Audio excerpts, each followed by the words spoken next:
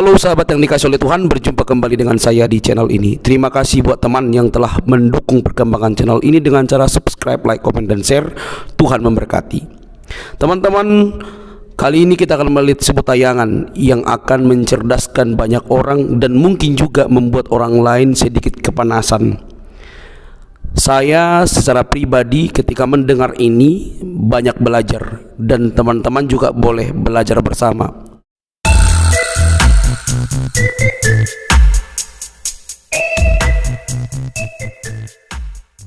Apa Yesus nggak disalib pas Adam itu berbuat dosa? Kok Yesus nggak disalib pas Adam berbuat dosa? Tuhan. Iya kan? Ini Pas kan Adam dia menyalib nih. sendiri di pertengahan abad. Oke, aku perlihatkan kamu ya. Yesus sudah disalib bahkan sejak sebelum dunia dijadikan. Lihat nih, ini Kejadian 3 ayat 21. Pada waktu Adam dan Hawa jatuh ke dalam dosa, yang pertama kali mereka takut, mereka lari dari Tuhan. Yang tadinya akrab, kemudian lari. Orang kalau berdosa itu biasanya menjauh dari Tuhan, betul nggak? Kenapa? Gua merasa nggak layak, ya kan? Kan biasa Ini lihat aja nih, orang solusi kan. biasa aja. Gimana sih lu? Iya kan, lihat aja Enggak, orang biasa aja. biasa aja. Enggak, siapa bilang? Orang kalau berdosa itu pasti takut ketemu. Coba lu jahat sama orang, lu sirik, lu tukang gosipin dia. Begitu lu ketemu sama orangnya, pasti lu rasa nggak enak, nggak pengen ketemu dia. Kalau bisa nyungsep itu kepala di pasir. Nggak pengen lu ketemu orang itu. Kenapa? Lu bikin dosa sama dia. Tapi kalau lu hati lu bebas, ceria, santai-santai aja, gue nggak pernah ngapa-ngapain, santai, lu mau ketemu sama siapa aja santai. Ya, tapi coba lu jelek-jelekin orang itu. Begitu ketemu sama dia, aduh perasaan nggak enak nih. Kenapa? Gue suka gosipin dia soalnya. Pasti nggak enak perasaan lu. Ya, Itu kan manusia, bukan Tuhan. Iya, gue ngomong manusia. Nih lihat nih, Kejadian 3 ayat 21. Ketika Adam dan Hawa itu pertama kali jatuh ke dalam dosa, Tuhan itu ya telah menyembelih apa? Menyembelih binatang. Nih, dan Tuhan Allah membuat pakaian dari kulit binatang untuk manusia dan untuk istrinya itu, lalu mengenakannya kepada mereka. Ini pembunuhan pertama yang dilakukan ini di Taman di Eden. Siapa Ini yang pembunuhan membunuh? Tuhan. Lu kali lihat ini, dan Tuhan Allah. Tuhan membunuh? Iya, ini. Nih, Kok Tuhan Tuhan Allah membunuh? membunuh Jahat binatang. Iya, kenapa? Supaya Adam dan Hawa pada saat itu nggak langsung mati. Ada binatang yang menggantikan Adam.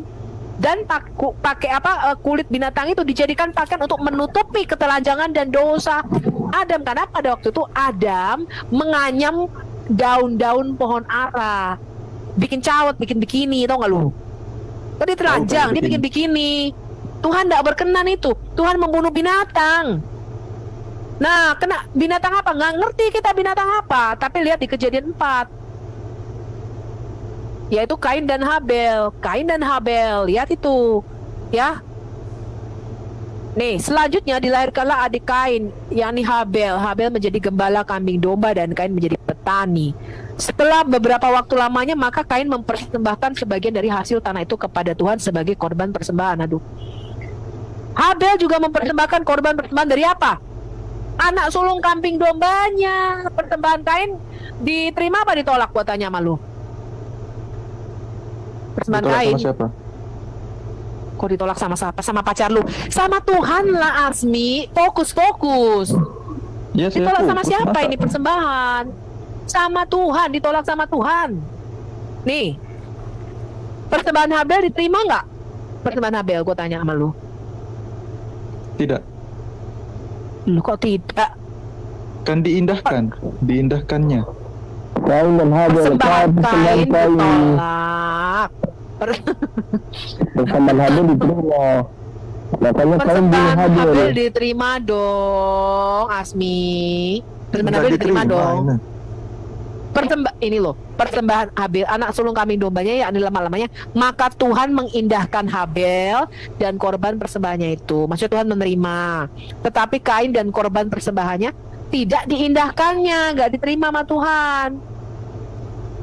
Di dalam Quran kan juga begini kan, Kabil dan Kobil. Iya, benar. Iya kan? Nah, kenapa? Dari mana kita tahu binatangnya apa? Ini si Kabil dan Kobil ini dapat cerita dari mana? Dari mama bapaknya. bahwa di Taman di Eden itu mama bapaknya belum jadi mati pada waktu itu karena Tuhan ini membunuh binatang. Binatangnya bukan dinosaurus, bukan juga cicak, bukan juga ular. Binatangnya apa? Domba. Ini loh, Habel dapat cerita dari mana dia bisa mempersembahkan korban yang berkenan kepada Tuhan. Ya dari bapak mamanya dia dapat cerita itu. Iya enggak?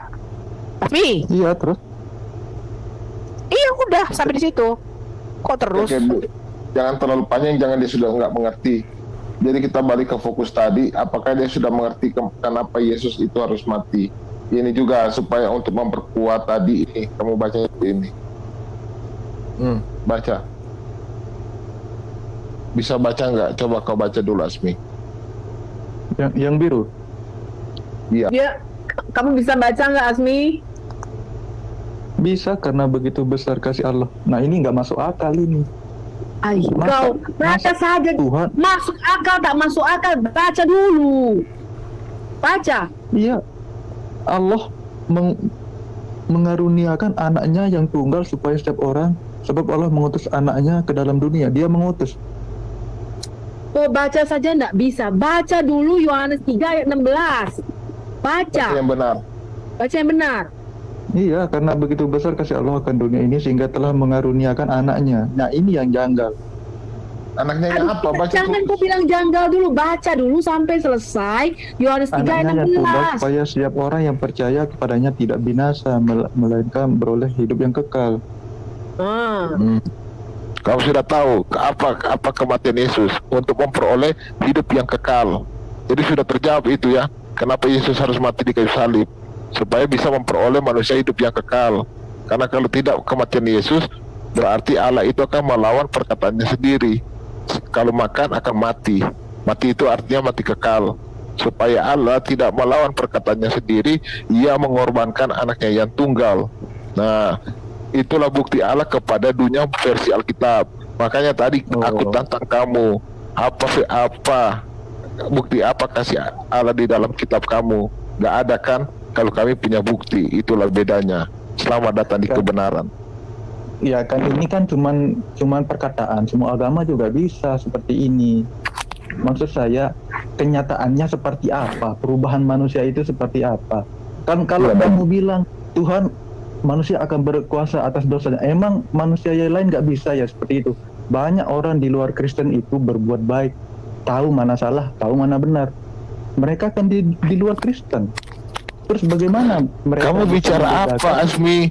Kamu bicara apa, Asmi? Yang ditebus Yesus Allah Yesus itu hanya kutukan kematian abadi. Perubahannya emang untuk bisa bangkit lagi kan, dari kalau tidak melakukan penebusan tidak ada harapan untuk hidup. Nah, setelah kematian Yesus kita memperoleh harapan untuk hidup lagi. Makanya itu yang dimaksud dengan Alkitab. Itu yang Yesus tebus. Kutuk. Nah, Itu yang Yesus tebus, itu ada kutukan kematian abadi itu. Paham kamu? Oke, saya paham. Berarti orang Kristen itu nggak memiliki dosa, begitu? Loh, kalau kamu melakukan mencuri itu dosa, gak bisa masuk surga kamu kalau nggak bertobat. Kamu membunuh, kamu berzina. Berarti sama saja dong. Berarti Loh, apa? fungsi dari ya berarti Gini. nggak ada. Asmi, Bukan Asmi. langsung dipotong. Iya, karena konsep kamu keliru. Jadi aku kasih tahu kamu bedanya Kristen sama agama lain ya. Termasuk Islam. Kalau di dalam Islam dan agama lain, itu kalian itu takut akan penghakiman yang nanti bakal datang di akhir zaman. Jadi kalian tuh sibuk, aku mesti berbuat baik, bla bla bla, amal, bla bla bla. Kenapa? Terus gue ditimbang-timbang. Kenapa? Karena menurut kalian, hidup kalian itu nanti gue bakal dihakimi sama Tuhan. Betul apa enggak? Nah betul, saudara juga sama kan dalam Kristen. Beda, Sama Kristen nggak? nggak begitu, nggak sama. Boleh nggak membunuh? Boleh nggak membunuh? Bukan. Dengarkan dulu. Ya. Harusnya boleh membunuh dalam- dong. Sebentar. Konsep kamu adalah kamu harus berbuat amal baik begini. Kenapa? Nanti kamu takut penghakiman nanti di akhir zaman. Tetapi Alkitab nggak ngomong penghakiman di akhir zaman, Asmi. Orang Kristen tidak lagi dihakimi nanti masuk surga neraka. Ya, di dalam Alkitab, ya, penghakiman Tuhan kepada dunia ini itu sudah dijatuhkan Tuhan di Taman di Eden. Di mata Tuhan kita semua ini mati, sudah terhilang. Ngerti? Jadi kita pikir kita masih hidup, nggak bisa. Kita mau lakukan perbuatan apa, nggak bisa. Kenapa? Udah mati, orang mati bisa lakukan apa? Makanya Yesus mengatakan apa? Aku telah turun dari surga, aku datang dari surga supaya kamu mempunyai hidup. Dan hidup dalam segala kelimpahannya. Artinya apa? Roh, jiwa, dan tubuh kita itu dipelihara Tuhan. Itu yang Tuhan perbaharui. Nah, kalau di dalam konsep Alkitab, kita ini semua mati tanpa Roh Kudus. Ketika kita jatuh, jadi orang mati itu nggak bisa buat amal, Asmi. Makanya di dalam konsep kamu ya, kamu mengatakan aku buat baik, nggak bisa. Kenapa? Yesaya 64 mengatakan segala amal saleh kebaikan kita seperti kain kotor. Kain kotor itu kain menstruasi pembalut wanita. Itu kesalehan kita. Kenapa Tuhan ngomong gitu? Karena di mata Tuhan kita mati. Bagaimana orang mati putus hubungan sama Tuhan? Gak bisa, karena Tuhan ngomong apa? Pasti mati, lu pasti mati. Mati beneran. Bagaimana orang mati bisa buat amal kebaikan, Asmi? Nah, sama Tuhan itu, dia datang, dia turun. Begitu besar kasih Allah pada kita akan dunia ini. Dia mengaruniakan anaknya tunggal Tuhan kita. Supaya apa? Dengan jalan penyalipannya dan penebusannya di atas kayu salib, dia pulihkan hubungan kita dengan Bapa. Dia hidupkan roh kita. Maka dikatakan kita harus lahir baru, hidup baru, roh kita itu dihidupkan. Begitu roh kita itu hidup, ya, dan begitu Roh Kudus itu turun atas kita, kita itu baru dikatakan hidup, baru dikatakan bisa berbuat baik. Makanya orang Kristen, ya, yang orang semata, loh kamu kan sudah ditebus, kamu boleh aja membunuh, mencuri, kan udah ditebus, enak dong dosanya sama Yesus. Keliru.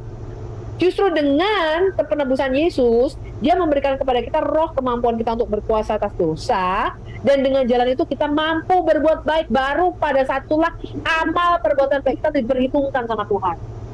Itu namanya upah, ya. Dan suatu saat nanti Tuhan ngomong, nanti upahmu nak, setelah kamu aku kasih talenta, kamu udah lahir baru, bla bla bla, nanti kamu kasih upah atas pekerjaan pelayanan itu. Baru bisa Berarti bikin amal sama baik, aja kan? dengan amal baik dan buruk. Kalau begitu Anda bilang upah-upah itu kan cuma beda nama aja.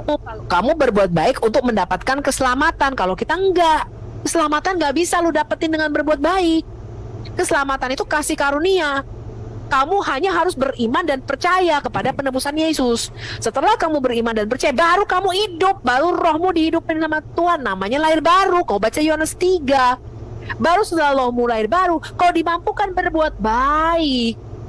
Tadinya enggak, tadinya kamu nggak mampu berbuat baik. Oke, saya paham. Saya tanya, setelah kita menerima Yesus, berarti kita bisa hidup kekal atau bisa dibagikan, begitu? Kita bukan hanya hidup kekal tuh apa sih kutanya? Di dalam Kristus dibangkitkan kan kalau orang bukan. percaya itu akan mati abadi kan? Nggak akan dibangkitkan. Bukan. Di dalam Kristen itu ada yang namanya 2 kali kelahiran dan 2 kali kematian. Yang namanya kehidupan kekal itu artinya hidup bersama Allah selama-lamanya di surga. Dan namanya kematian kekal itu adalah terpisah dari Allah selama-lamanya di neraka. Itu kehidupan kekal dan itu kematian kekal. Jadi kita harus perlu tahu, Asmi, bahwa kita itu nggak bisa mustahilang, lenyap tuh nggak bisa. Kita itu kekal. Lu tuh nggak bakal hilang gitu, ngerti nggak lu? Musnah, celing gitu hilang, nggak bisa. Hanya lu selama-lamanya terpisah dari Allah, artinya kamu selama-lamanya masuk neraka. Itu namanya kematian kekal atau kematian kedua di dalam Alkitab kita. Atau kamu hidup kekal, artinya kamu hidup bersama Allah selama-lamanya. Itu namanya kehidupan kekal di dalam Alkitab kita. Nah, itulah yang ditebus Yesus. Oke, skenarionya begini. Saya sebagai orang Kristen, terus saya mencuri. Kalau lu mencuri, nolong, namanya lu bukan orang Kristen. Aduh, namanya lu Kristen KTP. Mana ada orang Kristen yang baru nyolong? Berarti orang Kristen yang mencuri, otomatis dia itu masuk surga. Kristen lagi. Gak masuk surga. Kristen KTP gak masuk surga. Berarti dia udah keluar dari Kristen. Misalnya orang Kristen, dia mencuri atau Kristen baru nyolong. Ya kan ini kan skenario. Itu kan skenario yang satu ya. Kristen KTP. Iya, berarti orang yang Kristen yang mencuri itu sudah murtad, begitu langsung murtad. Enggak. Lu tahu nggak namanya Kristen? Lu tahu nggak orang disebut Kristen? Orang bukan karena dia lahir. Nah, Orang yang percaya Yesus lahir baru, itu baru Kristen sejati. Bukan karena lahir Kristen, dari tulang sulbi dia sudah Kristen, ya, kemudian itu disebut Kristen. Tidak.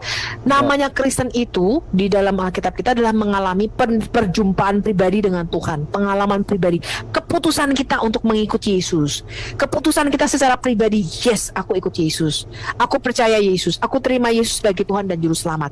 Bukan karena kita, haleluya. Enggak, itu bukan Kristen yang sejati. Ya begini kan kita nggak berani bilang manusia itu akan luput dari dosa. Sebentar dulu.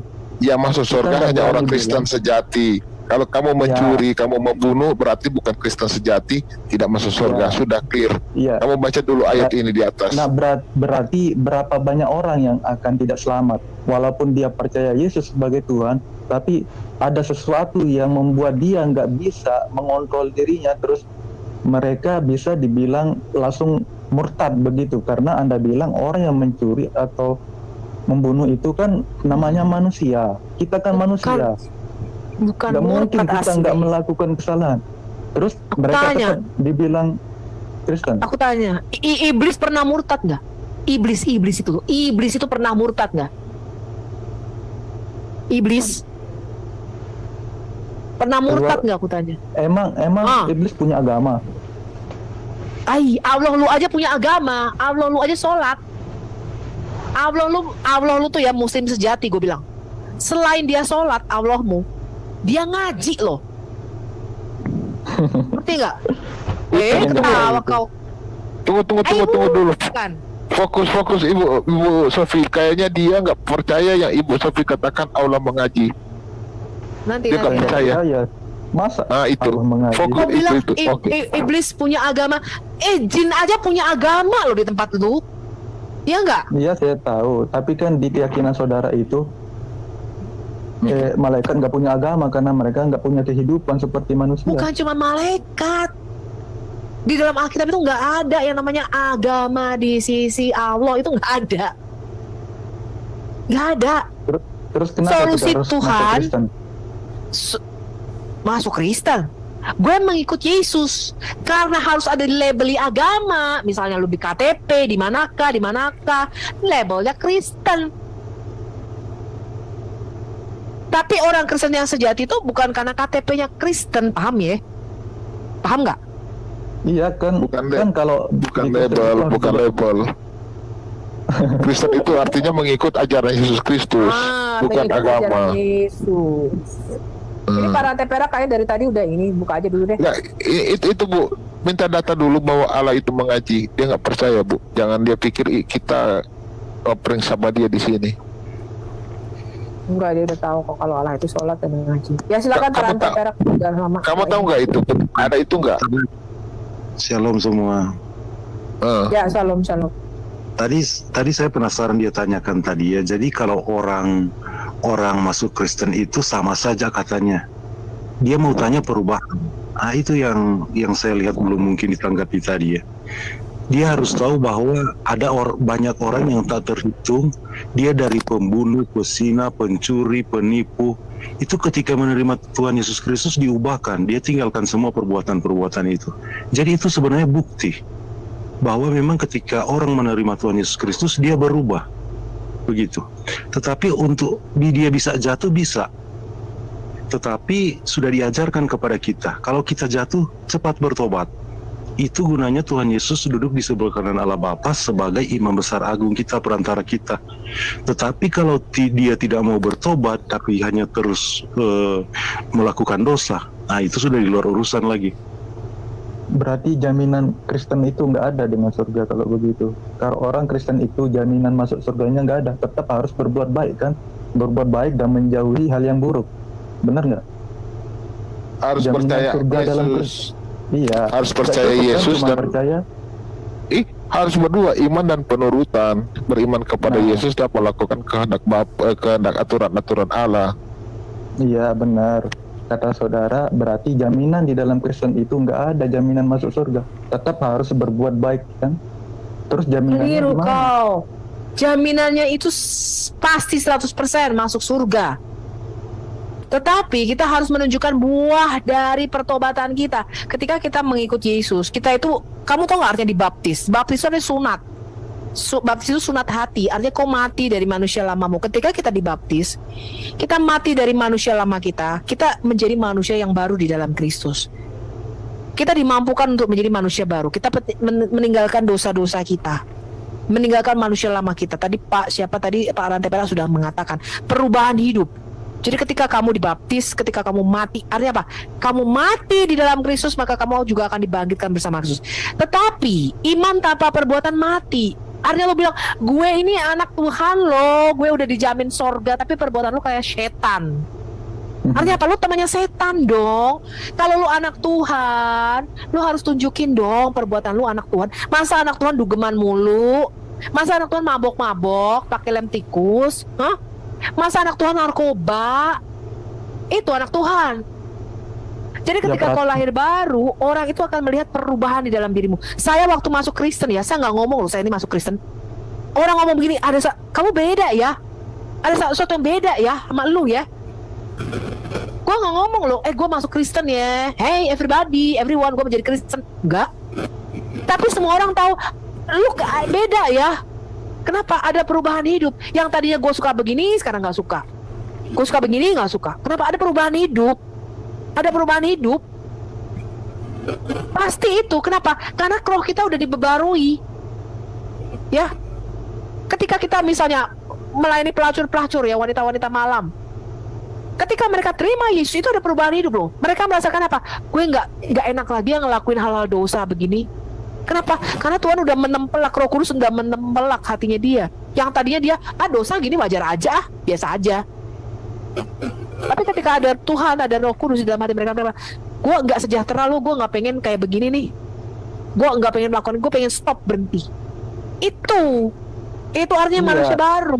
Iya, saya paham. Berarti Roh Kudus itu nggak ada, makanya tetap saja manusia itu harus berusaha lagi untuk berbuat baik walaupun dia percaya Yesus kan. Ya manusia Allah, itu tetap harus berbuat baik kan. Bukan Asmi. Roh Kudus itu memampukan roh kita, menguatkan roh kita supaya kita berkuasa atas dosa dan menempelak kita. Kalau tadinya kita tuh berbuat dosa ya santai-santai baik. Sekarang kita sudah ada Roh Kudus. Kalau kita mau berbuat dosa, Tuhan ingetin, tuh tadi biasanya ngutil ya, lu sukanya nyolong kan, gitu kan, barang orang lu embat. Begitu gue udah lahir baru nih, aduh gue nggak pengen lagi, nggak boleh, itu dosa. Ngerti gak? Iya ngerti, semua orang juga bisa begitu kalau mau berusaha. Nggak bisa tanpa Roh Kudus, nggak bisa. Nggak bisa tanpa Roh Kudus, nggak bisa. Berarti nggak ada orang baik di luar sana yang sebaik orang Kristen, begitu maksud saudara? Iya. Kan orang Kristen sejati itu mencerminkan Yesus. Ada tanda-tanda, ada kemuliaan. Berarti tidak ada orang bisa berbuat baik. Sebaik apapun orang di luar sana, kalau bukan itu orang Kristen, mereka bukan terbaik. Hah? Kalau kau pikir orang baik itu cover aja, tapi tidak sungguh-sungguh mereka berbuat baik. Kok ini antara baik dan benar kayaknya agak rancu ya? Kau tahu nggak bedanya antara enggak, gue tanya sama lu, bedanya baik sama benar apa? Orang baik sama orang benar bedanya apa? Nggak ada bedanya. Apa bedanya orang baik sama orang benar? Apa bedanya? Cuman beda kata-kata. Ada bedanya. Kalau sekarang orang, gue misalnya pas lebaran nih, ya gue lihat tuh, suka lihat orang kaya ngundang anak-anak yatim, betul ya? Buka puasa bersama, ya kan? Ngundang anak-anak yatim lah dia kan? Lalu dia bagi-bagi amplop shooting, masuk Instagram. Hey gue nih ya, lebaran buka puasa bareng lo sama anak yatim. Orang baik gak itu? Gue tanya sama lo. Orang benar nggak itu? Orang benar. Jadi Tuhan mengatakan apa? Kalau kamu berbuat kebaikan, jangan sampai tangan kiri lu tahu kalau kamu memberi sesuatu. Tetap dalam ajaran kekristenan hanya Yesus jalan keselamatan, tidak ada yang lain. Jadi semoga ada banyak orang yang datang kepada Yesus dan menerima Yesus sebagai Tuhan dan Juru Selamatnya secara pribadi. Tidak usah kepanasan. Ini mencerdaskan. Yang penting mari cek and recheck, buka media, lihat apa yang dikatakan, pastikan Dan kalau ada komentarmu yang baru atau yang penemuanmu yang baru, tuliskan di kolom komentar supaya saya juga dapat belajar dari teman-teman yang menyaksikan video ini. Kasih karunia Tuhan Yesus Kristus yang memanggil kamu untuk bertobat, kiranya menolongmu untuk percaya dan datang kepada Yesus. Sampai di sini video saya. Jangan lupa untuk mendukung dengan cara subscribe, like, komen, dan share. Sampai ketemu di video selanjutnya. Bye bye.